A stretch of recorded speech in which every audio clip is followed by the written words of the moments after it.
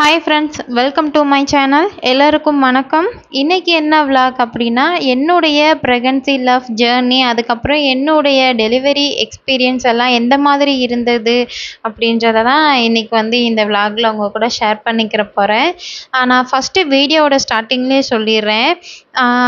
வீடியோவில் கொஞ்சம் நான் பூஜா ரூம் க்ளீனிங் பண்ணது, அதுக்கப்புறம் குக்கிங் பண்ணது, அந்த 2 வீடியோவும் தான் கொஞ்சம் எடிட் பண்ணி இதில் தான் நான் வாய்ஸ் ஓவர் கொடுக்குறேன். ஏன்னா அப்போது ஃபோட்டோ வீடியோஸ் எல்லாம் அதிகமாக இல்லை.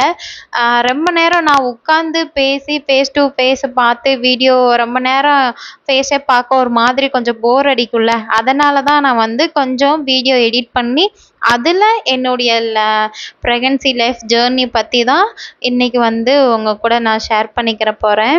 எனக்கு மேரேஜ் 2017 எனக்கு மேரேஜ் ஆயிடுச்சு. அதுக்கப்புறம் 2 வருஷம் காலேஜுக்கு போனேன். 2021 தான் தேவ்குட்டி கன்ஃபார்ம் பண்ணினேன். அதுக்கிடையில் நிறைய பிரச்சனைகள் ஃபேஸ் பண்ணேன். அந்த 3 வருஷம் 2 வருஷம் காலேஜுக்கு போயிட்டேன். ஃபஸ்ட் இயர் ஃபுல்லுமே காலேஜில் தான் ஃபுல் ஃபோக்கஸ்டாக போக வர அந்த மாதிரி தான் இருந்தது. 1 இயர் ஆகவுமே எல்லாருமே கேள்வி கேட்க ஆரம்பிச்சுட்டாங்க. எங்கே போனாலும், என் அம்மா வீட்டுக்கு போனாலும் சரி, அவங்க ஹஸ்பண்ட் வீட்டில் இருந்தாலும் சரி, என்னாச்சு, என்ன 1 வருஷம் ஆச்சு, அந்த மாதிரி என்ன ட்ரீட்மெண்ட் எடுக்கிறியா, என்ன பண்ணுறேன்னு எல்லாருமே கேள்வி கேட்க ஸ்டார்ட் பண்ணிட்டாங்க. அது இனி ஒரு கட்டத்துக்கு மேலே ஒரு டிப்ரெஷனுக்கு கொண்டு போயிடுச்சு அப்படின்னு சொல்லணும். 1 இயர் வரைக்கும் ஃப்ரீயாக நல்லா நான் பாட்டுக்கு காலேஜுக்கு போவேன் வருவேன். இவங்க இங்கே வேலைக்கு வந்துட்டனால அவங்க அந்த 1 இயரில் ஒரு 2-3 மந்த்து தான் லீவ் போட்டே வந்திருப்பாங்க. பாக்கி நாள் எல்லாமே இங்கே தான் இருந்தாங்க. நான் காலேஜ் போயிட்டு இருந்தேன். 1 இயருக்கு அப்புறம் ரொம்ப எல்லாருமே கேட்க ஆரம்பித்தனால அப்போ தான் ட்ரீட்மெண்ட்டு ஸ்டார்ட் பண்ணலாம் அப்படின்னு சொல்லி ஃபஸ்ட்டு ஒரு செக்கப்புக்கு போயிருந்தேன். அப்போது எனக்கு பீரியட்ஸ் ஆகிறதுல எந்த ப்ராப்ளமுமே இருக்காது. அது ரெகுலராக ஆயிரும். ஆனால் என்ன ஆச்சுன்னா, அப்போ தான் எனக்கு நீர்க்கட்டிலாம் ஸ்டார்ட் ஆகுது அப்படின்னு எனக்கு சொல்லியிருந்தாங்க. அப்போது லைட்டாக ஸ்டார்டிங் ஸ்டேஜில் இருக்கனால அந்த நீர்க்கட்டிக்கு உண்டான மாத்திரையும் ரொம்ப பவர் கம்மியானது தான். ஒரு 1 இயருக்கு நான் கண்டினியூவாக எடுத்துக்கிட்டேன். ஒரு நாள் கூட மிஸ் பண்ணதில்லை. சப்போஸ் காலையில் காலேஜுக்கெலாம் 7 மணிக்கே நான் கிளம்பிடணும். 7:30க்கு எனக்கு பஸ்ஸு வந்துடும்.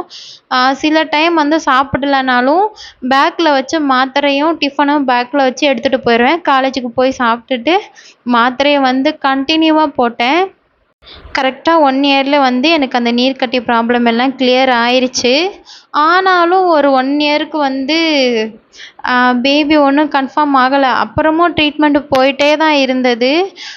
ஒரு கட்டத்துக்கு மேலே ட்ரீட்மெண்ட்டு பார்த்து பார்த்து சலிச்சிருச்சு. ஏன்னா இவங்க லீவுக்கு வந்தால் நான் இல்லை, மேக்ஸிமம் ஒரு சிலருக்கு கரெக்டாக சீக்கிரமாக குழந்தை கிடச்சிருது. ஒரு சிலருக்கு இந்த ஆர்மி லைஃப்பில் இருக்கிறவங்களுக்கு ரொம்ப கஷ்டம்தான். ஒரு 1 இயர் 2 இயர் 3 இயருக்கு அப்புறம் தான் பேபியே கன்ஃபார்ம் ஆகுது. அது ஏன் அந்த கிளைமேட்டா இல்லை எதுன்னு எனக்கு சரியாக தெரியாது. ஆனால் இந்த பிரச்சனை என்ன மாதிரி நிறைய பேர் ஃபேஸ் பண்ணியிருக்காங்க.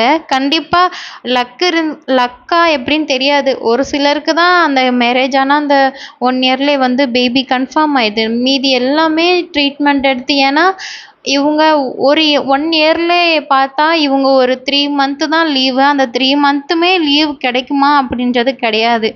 மேக்ஸிமம் மிஞ்சி போனால் ஒரு 1 இயரில் 2 மந்த்து தான் லீவுக்கு வருவாங்க. அவங்க இந்த கிளைமேட் அந்த கிளைமேட்டுன்னு செட் ஆகுறதுக்கே ரொம்ப டைம் எடுத்துரும். அந்த மாதிரி தான் எங்களுக்கு லீவுக்கு எப்போ லீவுக்கு வராங்களோ அப்போலேருந்து ட்ரீட்மெண்ட் ஸ்டார்ட் ஆயிரும். ஒரு 1 மந்த் அப்படி லீவுக்கு வந்ததே தெரியாது. ஹாஸ்பிட்டல் போவோம். 15 நாள் அந்த சைக்கிள் ட்ரீட்மெண்ட் எடுத்தவங்களுக்கு இது தெரியும். 15 நாள் அந்த சைக்கிள் ரொட்டீன் போகும். 7 நாள் 3வது நாள் 5வது நாள் அதுக்கப்புறம் 9வது நாள் அப்படியே எங்களோட ஒரு 1 இயர் ஃபுல்லுமே எப்போ லீவுக்கு வந்தாலுமே ஹாஸ்பிட்டல் வீடு அந்த மாதிரியே இருந்தது என்னுடைய ஃபஸ்ட்டு ப்ரெக்னன்சி டைம்லலாம். ஒரு கட்டத்துக்கு மேல இந்த ட்ரீட்மெண்ட்டவே சுத்தமா அப்படியே வெறுத்துட்டேன். எனக்கு வந்து எனக்கு ஒரு ஒரு மெயினான ஒரு 2 ப்ராசஸ் மட்டும் பண்ணியிருந்தாங்க. அது பேர் கூட எனக்கு சரியா தெரியல. ஹிஸ்டோஸ்கோப்பியா அது என்னன்னு தெரியாது. அந்த ஒரு டெஸ்ட்டு மட்டுமே நான் ஒரு 2 ஹாஸ்பிட்டல்ல பண்ணுனேன். ஃபர்ஸ்ட்டு ஒரு ஹாஸ்பிட்டல்ல வந்து ஃபுல்லும் காசு தான். காசு மட்டும் வாங்கிட்டு அந்த டாக்டர் வந்து பார்க்கல. அங்க இருக்க கொஞ்சம் பெரிய நர்ஸ் அக்கா இருக்காங்கல்ல, அவங்க தான் வந்து அந்த ப்ரொசீஜர் எல்லாமே பண்ணுனாங்க. நல்ல பெயின் இருந்தது. பட் ஆனா எனக்கு அந்த ப்ராப்ளம் வந்து கிளியர் ஆகவே இல்ல. அதுக்கப்புறம் நல்ல பெயின் 2, 3 மாசம் அந்த ஹாஸ்பிட்டலுக்கே போல. நான் விட்டுட்டேன். என் ஹஸ்பண்ட் லீவுக்கு வந்தாலும் சரி, லீவுக்கு வரலைனாலும் சரி, நான் எடுக்கிற ட்ரீட்மெண்ட் மட்டும் எப்பயும் ஸ்டாப் பண்ணல. கன்டின்யூ பண்ணிட்டே இருந்தேன். அதுக்கப்புறம் இன்னொரு ஹாஸ்பிட்டல் போனேன். அவங்க சொல்லிட்டாங்க, "திரும்பவும் பண்ணி தான் ஆகணும். அந்த டெஸ்ட்டு வந்து திரும்ப பண்ணணும்" அப்படின்னு சொல்லிட்டாங்க. ஒரே அழுகை எனக்கு அங்க ஹாஸ்பிட்டல்ல. ஏன்னா ஃபர்ஸ்ட்டு டைம் பண்ணும்பொழுது எனக்கு அவ்ளோ பெயின் இருந்தது. அப்போ செகண்ட் டைமும் அந்த ஹாஸ்பிட்டல்ல பண்ணணும் அப்படின்னு சொன்னோமே, நான் அங்கேயே அழுதுட்டேன். அப்போதான் அந்த டாக்டர் வந்து சொன்னாங்க, "நீ இல்லப்பா, நீ வந்து ஃபீல் பண்ணாத. நாங்க வந்து கரெக்ட்டா ப்ராப்பரா உனக்கு பெயின் இல்லாத அளவுக்கு நாங்க பண்ணி குடுப்போம்" அப்படின்னு அந்த டாக்டர் வந்து கிளியரா சொல்லியிருந்தாங்க. பைசாவும் கம்மியா வாங்கியிருந்தாங்க. ட்ரீட்மெண்ட்டுமே நல்லா சூப்பரா பண்ணி குடுத்துருந்தாங்க. ஒரு சில ஹாஸ்பிட்டல்ல குழந்தைக்குன்னு சொல்லி ட்ரீட்மெண்ட்டு போனாலே காசு மட்டும் தான் புடுங்க பார்க்குறாங்களே தவிர்த்து, நல்ல பர்ஃபெக்ட்டான ட்ரீட்மெண்ட் குடுக்குறது இப்போ எப்படி எனக்கு தெரியாது. நான் வந்து ஒரு 4, 5 ஹாஸ்பிட்டல் வரைக்கும் குழந்தைக்காக ட்ரீட்மெண்ட் எடுத்தேன். 4, 5 ஹாஸ்பிட்டல்லுமே நல்ல காசு தான் வாங்குனாங்க. ஃபைனலா ஒரு ஹாஸ்பிட்டல் போயிருந்தேன். அவங்க காசும் கம்மியா வாங்கியிருந்தாங்க. ட்ரீட்மெண்ட்டுமே சூப்பரா பண்ணியிருந்தாங்க. அவங்களே சொல்லிட்டாங்க, இனிமேல் நீ வர வேண்டாம்ப்பா. உனக்கு எல்லாமே கிளியர் ஆயிருச்சு. அடுத்து உனக்கு ஏதாவது டவுட்டு திரும்ப உன்ன ஹஸ்பண்ட் லீவுக்கு வந்துட்டாங்கன்னா, அப்போதிருந்து ட்ரீட்மெண்ட் வந்து நம்ம ஸ்டார்ட் பண்ணிக்கலாம்" அப்படின்னு சொல்லிட்டு, அவங்களே என்னைய சொல்லிட்டாங்க. "நீ இங்க இங்க அலைய வேணாம்." அந்த ஹாஸ்பிட்டல் வந்து கொஞ்சம் தூரம். ஒரு 1 ஹவர் ட்ராவல் பண்ணி தான் போற மாதிரி இருந்தது. அவங்க எல்லாமே சொல்லிட்டு எனக்கு கிளியரா எல்லாம் சொல்லிட்டாங்க. நானும் அதுக்கப்புறம் வந்து ட்ரீட்மெண்ட்டே எடுக்கல. அதுக்கப்புறம் நானா கொஞ்சம் சில வேலைகள் எல்லாமே பார்த்தேன். இந்த ஊர்லலாம் நாட்டு மருந்து குடுப்பாங்கல்ல. ம எ அது கொஞ்சம் வேப்பில, அது இன்னும் கொஞ்சம் மருத்துவ மூலிகை எல்லாமே குடுப்பாங்க. அது வந்து பீரியட்ஸ் ஆயிட்டா மட்டும் தான் அந்த மருந்து வந்து நம்ம குடிக்கணும். நான் ஒரு 2 இடத்துல போய் குடிச்சேன். ஃபர்ஸ்ட்டு ஒரு வயசான பாட்டி குடுத்தாங்க. அங்க போய் ஒரு டைம் குடிச்சேன். ஒண்ணும் சரியாகல. அதுக்கப்புறம் இன்னொருத்தவங்க கிட்ட போய் குடிச்சேன். அங்கேயும் சரியாகல. எதுவுமே சரியாகல. அதுக்கப்புறம் என் அத்தை கூட வந்து வீட்லயே எனக்காக ரெடி பண்ணி குடுத்தாங்க. அவங்களும் ஒரு 2 டைம் கிட்ட பண்ணி குடுத்தாங்க. எதுவுமே சரி ஆகல. அதுக்கப்புறம் நானா யூடியூப்ல வந்து நெறைய வீடியோஸ் எல்லாமே பார்ப்பேன். நெறைய ரெஃபரன்ஸுக்கு வந்து நெறைய வீடியோ பார்த்தேன். பார்த்ததுல ஒரு 2 விஷயத்த வந்து நான் ஸ்ட்ரிக்ட்டா ஃபாலோ பண்ணுனேன். ஒண்ணு என்ன பண்ணுனேன்னா, பீரியட்ஸ் ஆயிடுச்சுன்னா, ஃபர்ஸ்ட்டு 3 நாளைக்கு காலையில எம்ப்டி ஸ்டொமக்ல வெறும் வேப்ப இல, அந்த லைட்டா கொழுந்தா இருக்கிறத மட்டும் நல்லா அரைச்சு, அந்த வேப்பில ஜூஸ் மாதிரி எடுத்து குடிச்சேன். அது வந்து ஒரு 3 மந்த்துக்கு ஃபர்ஸ்ட்டு 3 டேக்கு வந்து இத விடாம நான் கன்டின்யூ பண்ணுனேன். நான் கரெக்ட்டா இந்த ப்ராசஸ் பண்ண போறேன்னு எனக்கு தெரிஞ்சதுன்னா, நான் எங்க அம்மா வீட்டுக்கு போயிருவேன். எங்க அம்மா வீட்டுக்கு போய் தான் இது பண்ணுனேன். ஏன்னா, எங்க அத்தை முன்னாடி பண்ணலாம். ஆனா, அது வந்து எனக்கு ஒரு மாதிரி சங்கட்டமா இருந்தது. அது எப்படி எனக்கு சொல்றதுன்னு தெரியல. அதனால எனக்கு பீரியட்ஸ் ஆகப்போகுதுன்னு தெரிஞ்சதுனாலே நான் அப்போ எங்க அம்மா வீட்டுக்கு போயிருவேன். அங்க போயிட்டு தான் கரெக்ட்டா அந்த 3 நாளுக்குமே காலையில எம்ப்டி ஸ்டொமக்ல அந்த வேப்ப இல கொஞ்சம் கொழுந்து போட்டு நல்லா அரைச்சு, நல்லா ஃபில்டர் பண்ணி அத ஜூஸ் மாதிரி எடுத்து ஒரு 3 நாளைக்கு வந்து குடிப்பேன். நெக்ஸ்ட் மந்த் அதே மாதிரி ஒரு 3 நாள். அடுத்த மந்த்துக்கும் அதே மாதிரி அந்த 3 நாள். அப்படியே கன்டின்யூ பண்ணுனேன். அதுக்கப்புறம் எனக்கா மனசுல வந்து நம்ம நல்லா இருக்கோம். நம்மளுக்கு ஒண்ணும் இல்ல. நம்ம கிளியர் ஆயிருச்சு அப்படின்ற ஒரு கான்ஃபிடன்ஸ் வந்து எனக்கா வந்தது. அதுக்கப்புறம் இந்த இதும் நான் ஃபாலோ பண்ணுனேன். நைட்டு வந்து பேரிச்சம்பழம், அதுக்கப்புறம் பாதாம் பருப்பு, கருப்பு உலர் திராட்சை. இது 3மே நைட்டு ஊற வச்சுருவேன். பேரிச்சம்பழம் வந்து பிளாக் டேட்ஸ் தான். அத வந்து ஒரு 4 இல்லாட்டினா 3 கிட்ட ஊற வச்சுருவேன். அதுக்கப்புறம் வந்து கொஞ்சம் ஒரு 5 பாதாம் போட்டுருவேன். அதுக்கப்புறம் அத்திப்பழம் 1, அதுக்கப்புறம் வந்து உலர் திராட்சை வந்து 10லேருந்து 15 இதை நைட்டே ஊற வச்சுட்டு காலையில் வெறும் வயிற்றுல வந்து நல்லா அரைச்சி பால் சேர்க்காம நல்லா அரைச்சி கொஞ்சம் தண்ணி கலந்து அதை கொஞ்சம் ஜூஸ் மாதிரி கொஞ்ச நாள் குடித்தேன். இதெல்லாம் விடாமல் கொஞ்சம் ஸ்ட்ரிக்டாக ஃபாலோ பண்ணினேன். ஏன்னா வந்து எனக்கு எந்த டேப்லெட்டும் எடுக்கிற மாதிரி இல்லை. எனக்கு இது மட்டும்தான் ப்ராப்ளம் எல்லாம் கிளியர் ஆயிடுச்சு. கிளியர் ஆனதுக்கு அப்புறம் தான் அந்த நீம் ஜூஸ் குடித்தேன். இந்த டேட்ஸும் அதுக்கப்புறம் அத்திப்பழம், பாதாம் பருப்பு, உலர் திராட்சை, கருப்பு உலர் திராட்சை இதை வந்து ஒரு 6 மந்த்துனாலுமே நான் விடாமல் ட்ரை பண்ணியிருப்பேன். அதுக்கப்புறம் 2021 எனக்கு காலேஜ் எல்லாம் முடிஞ்சிருச்சு. என் ஹஸ்பண்ட் வந்து அப்போ அவங்க ஜம்முல இருந்தாங்க. அதுக்கப்புறம் நெக்ஸ்ட் இடத்துக்கு வந்து ஒரு நல்ல பிளேஸுக்கு வந்து போஸ்டிங் வந்துருச்சு. வந்ததுக்கப்புறம் நானும் சரி காலேஜ் முடிஞ்சிருச்சுல நம்மளும் அங்கே போகலான்னு சொல்லிட்டு அந்த லீவுக்கு வந்து என்னை கூட்டிகிட்டு போகிற ஐடியா தான் இருந்தது. பார்த்தா நாங்கள் எதிர்பார்க்கவே இல்லை. 2021 வந்து நம்ம தேவ்குட்டி வந்து கன்ஃபார்ம் பண்ணியாச்சு. அதுக்கு முன்னாடி நாள்லாம் எத்தனையோ டைம் வந்து இப்போ கன்ஃபார்ம் ஆயிரும், இப்போது 2 நாள் தள்ளி போனாலும், ஒரு 3 நாள் தள்ளி போனாலும் இப்போ நின்றுரும், அப்போ நின்றுடும். கார்டு வாங்கி பார்க்கும் பொழுது ஏமாற்றங்கள் தான் அதிகமாக இருக்கும். நிறைய பெயின் இருக்கும். நான் கஷ்டப்படுறதும் பத்தாதுன்னு என் ஹஸ்பண்டையும் சேர்த்து கஷ்டப்படுறது. அதுக்கப்புறம் எங்கள் அத்தை மாமா, அதுக்கப்புறம் என் அம்மா அப்பா, அந்த மாதிரி ஒரு 3 வருஷம் ரொம்ப கஷ்டமாக தான் இருந்தது. இதை ஏன் நான் இப்போ சொல்கிறேன்னா, கண்டிப்பாக குழந்தைக்காக ட்ரீட்மெண்ட் எடுக்கிறவங்க ஸ்ட்ராங்காக இருந்து அந்த ட்ரீட்மெண்ட்டை வந்து ப்ராப்பராக ஃபாலோ பண்ணுங்கள். டாக்டரோடைய ட்ரீட்மெண்ட்டுன்னு மட்டும் இல்லாமல் கொஞ்சம் ஓனாக இயற்கையாக மூலிகையாக என்னென்ன சாப்பிட்லாம் அப்படின்றத தெரிஞ்சுக்கிட்டு அதையும் ஃபாலோ பண்ணணும் அப்படின்ற விஷயத்த நான் இன்றைக்கி ஷேர் பண்ணணும்னு நினச்சேன். அதை சொல்லிட்டேன்.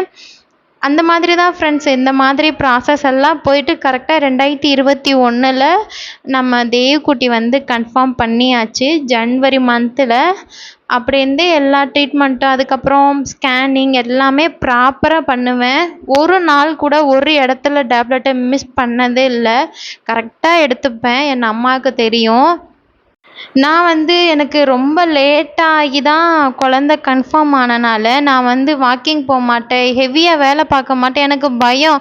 ஏன்னா எதுவும் எனக்கு ஒரு 3 மந்த்து வரைக்குமே என்னால் நம்ப முடியல. எனக்கு ஒரு பயமாகவே இருந்துட்டது. அந்த 3 மந்த்து ஸ்கேனுக்கு அப்புறம் பேபி எல்லாம் நல்லா இருக்குது, ஹார்ட் பீட் எல்லாம் நல்லா வந்திருக்கு அப்படின்னு டாக்டர் வந்து கான்ஃபிடெண்ட்டாக சொல்ல விட்டின்னு தான் எனக்கு 3 மந்த்துக்கு அப்புறமே நான் ஸ்ட்ராங்காக நம்பினேன். ஏன்னா அதுக்கு இடையில ஒரு ரெண்டு டைம் கிட்ட வந்து கன்ஃபார்ம் ஆகி அபார்ட் ஆனது ஒரு 2 டைம் நடந்திருக்கு. 3rd டைமு தான் எனக்கு கன்ஃபார்ம் ஆச்சு. அந்த மாதிரி கொஞ்சம் பயத்திலே இருந்தனால எந்த வேலையும் பார்க்க மாட்டேன், வாக்கிங் போக மாட்டேன். அதுக்கப்புறம் சாப்பிடுவேன், தூங்குவேன். எனக்கு வந்து வாமிட் வேறு அதிகமாக இருந்தது. வாமிட்டுக்கு டேப்லெட்லாம் கொடுத்தாங்க. நான் வந்து டேப்லெட் போட்டால் குழந்தைக்கு அது ஏதாவது ஆயிருமோன்னு சொல்லி பயந்துட்டு டேப்லெட் கூட போடலை, நிப்பாட்டிட்டேன். வாமிட் வந்தாலும் பரவாயில்ல, டேப்லெட் போட வேண்டாம் அப்படின்னு சொல்லி அப்படி வாமிட் எடுத்து எடுத்து ஃபைனலாக ரத்த வாந்தியே வந்துருச்சு. ஏன்னா உள்ளே ஃபுல்லும் அவ்வளோ புண்ணாகி அதுக்கப்புறம் பிளட் வாமிட் எல்லாம் வந்துருச்சு. வந்ததுக்கு அப்புறம் தான் சரி ஒரு டயத்துக்கு டேப்லெட் போடலாம், ஏன்னா சாப்பிடாம விட்டாலும் நம்மளுக்கு ரொம்ப பிரச்சனையாக ஆயிரும் அப்படின்னு சொல்லிட்டு கரெக்டாக வாமிட் டேப்லெட் போட்டுட்டு கரெக்டாக எல்லாமே பக்காவாக போச்சு. ஸ்கேனிங் எல்லாமே நல்லா இருந்தது. பேபியோட வெயிட் எல்லாம் கரெக்டாக இருந்தது. என்னோடய வெயிட் எல்லாமே கரெக்டாக தான் இருந்தது.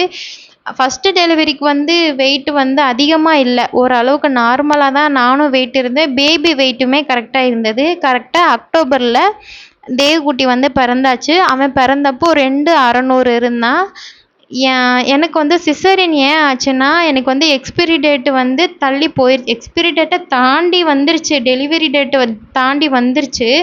வந்ததுக்கப்புறமும் வலி இல்லை. நான் தான் வாக்கிங் போகல, எந்த வேலையும் பார்க்கல, எதுவுமே பண்ணலை. அப்படியே சாப்பிட தூங்க அப்படி தான் இருந்தேன். அதனால் எனக்கு செக்ஷன் சிசேரியன் பண்ணுற மாதிரி ஆச்சா என்னன்னு தெரியாது. டெலிவரி டேட்டெல்லாம் தாண்டிருச்சு. அதுக்கப்புறம் ஒரு ஒரு 1 ஹவர் கிட்ட ரொம்ப ஒரு எமர்ஜென்சி சிச்சுவேஷன் ஆயிடுச்சு. நான் வந்து டெலிவரி டேட்ட தாண்டுனமே ஹாஸ்பிட்டல்ல போய் அட்மிட் ஆயிட்டேன். எனக்கு 2 குழந்தையுமே நம்ம மதுரை ஜிஹெச்ல தான் பிறந்தது. எனக்கு பிரைவேட் ஹாஸ்பிட்டல் வந்து அந்த அளவுக்கு நம்பிக்கை இல்ல. எனக்கு வந்து கவர்மெண்ட் ஹாஸ்பிட்டல் மேல அவ்வளோ நம்பிக்கை இருந்தது. ஏன்னா என்னோட தங்கச்சிக்கு வந்து டெலிவரி பார்க்கும்பொழுது நான் தான் என் தங்கச்சி கூட ஃபுல்லா இருந்தேன். அப்போ வந்து அவளும் அந்த மாதிரி தான் குழந்த பிறக்க 1 நாளுக்கு முன்னாடி 2 நாளைக்கு முன்னாடியே ஹாஸ்பிட்டல்ல அட்மிட் ஆயாச்சு. அவங்க எடுக்கிற அந்த பிளட் டெஸ்ட்டு, அதுக்கப்புறம் ஒரு டெஸ்ட்டுமே நான் தான் கூட இருந்து அவளுக்கு பண்ணும்போது கூட இருந்தேன். அவங்க பண்ணுற ஒவ்வொரு ப்ரொசீஜருமே வந்து எனக்கு ரொம்ப பிடிச்சிருந்தது கவர்மெண்ட் ஹாஸ்பிட்டல்ல. அதனால நான் வந்து பிரைவேட் சைடே போகல. செக்கப்க்கு மட்டும் போனேன். செக்கப்புமே 2 இடத்துல பார்த்தேன். பிரைவேட்லேயும் பார்த்தேன், கவர்மெண்ட் ஆஸ்பத்திரிலையும் பார்த்தேன். ஆனால் எனக்கு டெலிவரி வந்து பிரைவேட்டை விட கவர்மெண்ட் ஆஸ்பத்திரியில் நிறைய எக்யூப்மெண்ட் கரெக்டாக இருக்கும். எனக்கு வந்து மதுரை ஜிஹெச் வந்து நல்லா இருக்கும் ஃப்ரெண்ட்ஸ். அங்கே வந்து எல்லாமே இந்த இன்ஸ்ட்ருமெண்ட் வந்து இங்கே இல்லை அப்படின்னு சொல்ல முடியாத அளவுக்கு எல்லாமே குழந்தைங்களுக்கு தேவையானது எல்லாமே அங்கே இருக்கும்.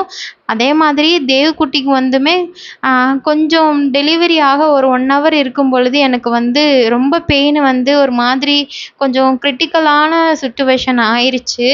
அதுக்கப்புறம் இதுக்கு மேலே வந்து எனக்கு நார்மல் டெலிவரிக்கு வந்து ரொம்ப நேரம் ட்ரை பண்ணாங்க.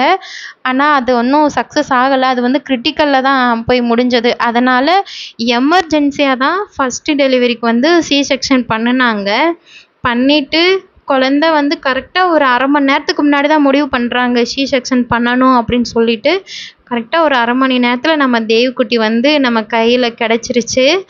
அப்படியே தேவ் பிறந்ததுக்கப்புறம் நாங்கள் ஹஸ்பண்ட் கூட சேர்ந்து போயாச்சு. போயிட்டு அதுக்கப்புறம் 2023ல் நம்ம ஆதிக்குட்டியும் கன்ஃபார்ம் பண்ணியாச்சு.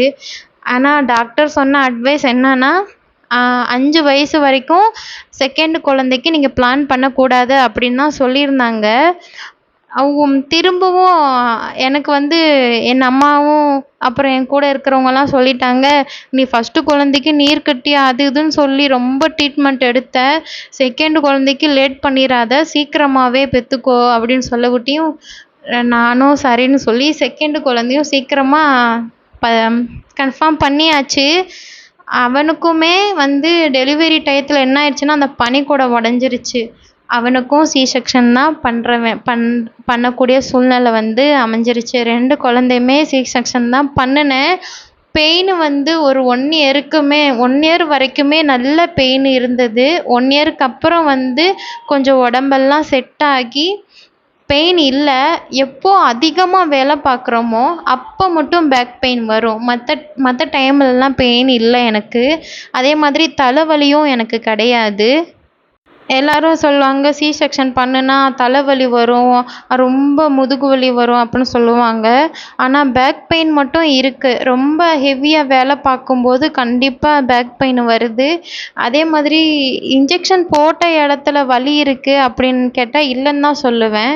எனக்கு எப்போ வலி வரும்னா எப்போ நான் ஒரு டேயில் வந்து மத்தியானம் எனக்கு வந்து கம்பல்சரி ஒரு 25 மினிட்ஸ் வந்து நான் ரிலாக்ஸாக தூங்கி எந்திரிச்சிட்டேன்னா எனக்கு வந்து எந்த பெயினும் இருக்காது. நைட்டு நான் தூங்கும் பொழுது அந்த டே ஃபுல்லும் நான் தூங்காமல் டே ஃபுல்லும் உட்காராமல் வேலை பார்த்துட்டே இருந்தேன்னா கண்டிப்பாக நைட்டு எனக்கு நல்ல பெயின் இருக்கும், தூக்கமே வராது. பேக் பெயின் வந்து நல்ல ஹெவியாக இருக்கும். அதனால் ஒரு டே லைஃப்பில் ஒரு 25 மினிட்ஸ் நான் ரிலாக்ஸாக எனக்காக தூங்கி எந்திரிச்சேன்னா நைட்டுக்கு வந்து எந்த பெயினுமே இருக்காது. என்னோட ப்ரெக்னன்சி லைஃபு அதுக்கப்புறம் என்னுடைய டெலிவரி வந்து இந்த மாதிரி தான் இருந்தது. நான் இன்னொரு விஷயம் என்ன சொல்லணும் அப்படின்னு நினைக்கிறேன்னா, குழந்தைக்காக ட்ரீட்மெண்ட் எடுக்கிறவங்க குழந்தை இல்லை அப்படின்னு தயவு செஞ்சு எப்போவுமே ஃபீல் பண்ணவே கூடாது. யார் என்ன சொன்னாலும் நம்மளுக்காக கடவுள் வந்து ஒரு ஒரு வழி ஒரு ஒரு விஷயம் கண்டிப்பாக கடவுள் நம்மளுக்காக எழுதி வச்சிருக்கோம். யார் என்ன வேணால் சொல்லிட்டு போகிறாங்க. நீங்கள் வந்து கண்டிப்பாக உங்களோட முயற்சியை மட்டும் கைவிடாமல் பண்ணிக்கிட்டே இருக்கணும். நல்ல ஹெல்த்தியான ஃபுட்டு சாப்பிடணும். அதுக்கப்புறம் நம்ம பெரியவங்க கிட்டலாம் கேட்டு இயற்கையான மூலிகைகள் எல்லாமே பீரியட்ஸ் டைமில் கொஞ்சம் எடுத்துக்கலாம். அத வந்து உங்க வீட்ல இருக்கிறவங்க கிட்ட கேட்டுட்டு நீங்க வந்து அத ஃபாலோ பண்ணலாம். எப்பவுமே சோர்ந்து போயிறக்கூடாது. ரொம்ப டிப்ரஷனாவும் ஆயிறக்கூடாது. எப்போ கடவுள் நம்மளுக்கு குழந்தை குடுக்கணும் அப்படின்னு நெனைக்குதோ, கண்டிப்பா அந்த டயத்துல நம்ம கிட்ட வந்து கொண்டு வந்து சேர்த்துரும். அதுவரைக்கும் உங்களுடைய ட்ரீட்மெண்ட்டா இருக்கட்டும், உங்களுடைய அந்த ஜர்னியா இருக்கட்டும், அதுல வந்து கான்ஃபிடென்ட்டா இருங்க.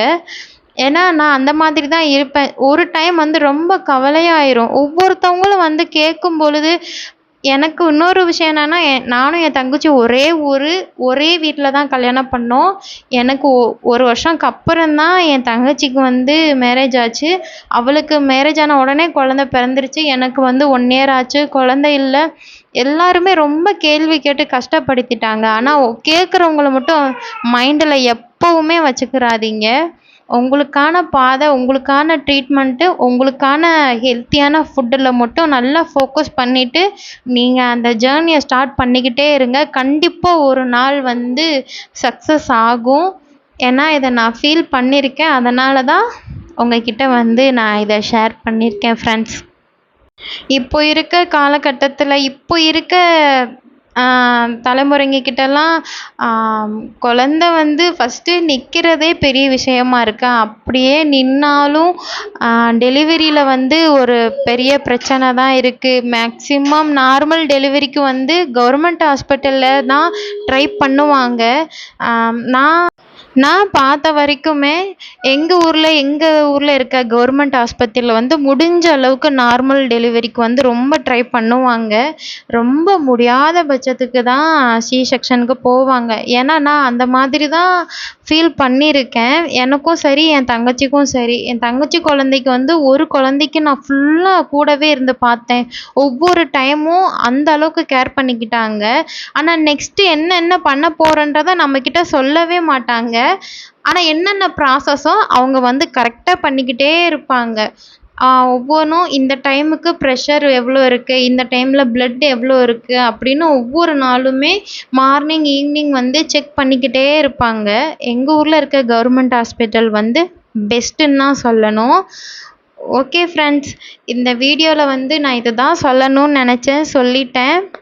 குழந்தைக்காக ட்ரீட்மெண்ட் எடுக்கிறவங்க எப்பவுமே ஸ்ட்ராங்கா இருங்க. யாரும் சொல்றதும் கேட்டு ஃபீல் பண்ணாதீங்க. ஏன்னா, நான் அந்த மாதிரி நெறைய ஃபீல் பண்ணியிருக்கேன். அத தான் நான் திரும்பவும் சொல்றேன். யார் என்ன சொன்னாலும் காதுலயே வாங்காதீங்க. நல்ல டாக்டர் கிட்ட மட்டும் போய் ட்ரீட்மெண்ட் எடுங்க. சும்மா இந்த காசு புடுங்குற ஆஸ்பத்திரிக்குலாம் தயவு செஞ்சு போயிறாதீங்க. ஏன்னா, உங்களுக்கே தெரியும். அவங்க பண்ற ட்ரீட்மெண்ட்லயே உங்களுக்கு வந்து கிளியரா புரியும். இவங்க வந்து கரெக்ட்டா பண்றாங்க. இவங்க வந்து இந்த மாதிரி தான் பண்றாங்க அப்படின்றது உங்களுக்கு வந்து கிளியரா தெரிஞ்சிரும். நல்ல டாக்டர் உங்களுக்கு கிடைச்சிட்டாங்கன்னா, லாஸ்ட் வரைக்கும் அவங்க கிட்டயே இருந்து நல்லா ட்ரீட்மெண்ட் பண்ணி ஸ்ட்ராங்கா ஹெல்த்தியான ஃபுட்டு சாப்பிடுங்க. ஓகே ஃப்ரெண்ட்ஸ், இந்த வீடியோ உங்களுக்கு பிடிச்சிருந்ததுன்னா கண்டிப்பா லைக் பண்ணிக்கோங்க, ஷேர் பண்ணிக்கோங்க. யாருக்காவது ஒரு விதத்துல வந்து இந்த வீடியோ யூஸ்ஃபுல்லா இருக்கும் அப்படின்றது நான் நம்புறேன். குழந்தை பிறக்கிறதுன்றது வந்து அவ்வளோ ஒரு ஈஸியான ஒரு விஷயமே இல்ல. இப்போலாம் அதெல்லாம் ரொம்ப கஷ்டமா இருக்கு. எப்படியோ கடவுளுடைய ஆசீர்வாதத்தால நம்ம 2 குட்டிகளும் நம்ம கைக்கு வந்து கிடைச்சது. இறைவனுக்கு எப்பவுமே நன்றி.